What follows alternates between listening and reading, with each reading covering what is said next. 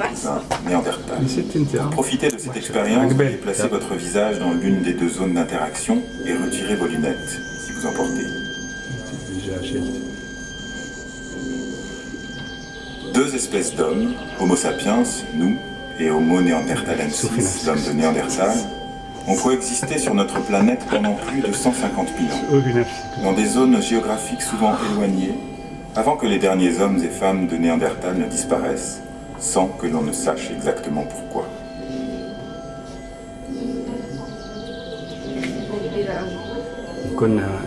Les études conduites sur l'ADN trouvé dans les fossiles Néandertal ont permis récemment de comparer les deux espèces sur le plan génétique.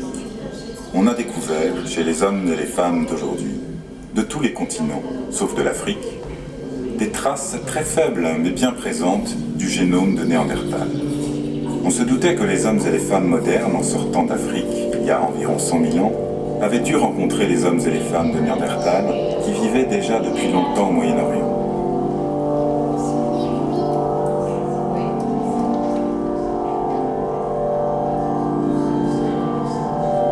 Non seulement cette rencontre a bien eu lieu, mais des enfants sont nés de cette rencontre, probablement très peu, mais suffisamment pour que moins de 100 000 ans après, il en reste encore des traces dans notre génome.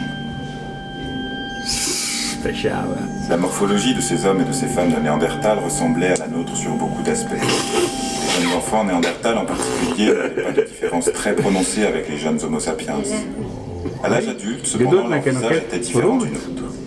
Le cerveau était plus grand, avec un front bas et fuyant, le crâne s'allongeant vers l'arrière. Les arcades sourcilières très prononcées étaient arrondies et les orbites circulaires des yeux se caractérisaient par leur grande taille. Le nez lumineux possédait une grande ouverture nasale.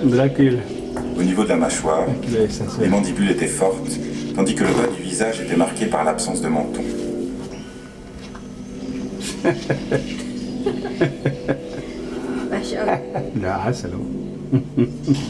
Merci de votre participation à cette expérience interactive. Nous vous invitons maintenant à retrouver l'histoire de Néandertal et de son cousin Homo sapiens dans la suite de l'exposition.